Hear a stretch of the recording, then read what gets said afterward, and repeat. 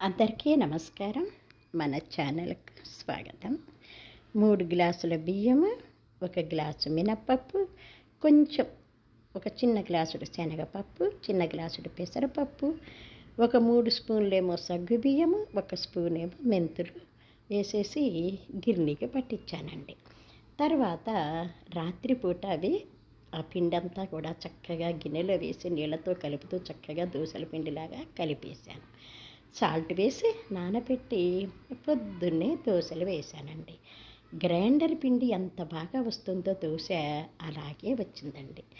ఈ గ్రైండర్లు, మిక్సీలు టయానికి మనకు అందుబాటులో ఉన్నా లేకపోయినా సరే ఇలా పొడి పిండి కనుక మనం రెడీ చేసి పెట్టుకున్నామనుకోండి, చక్కగా రాత్రిపూట నానబెట్టి పొద్దున చక్కగా దోశలు వేసేయచ్చు.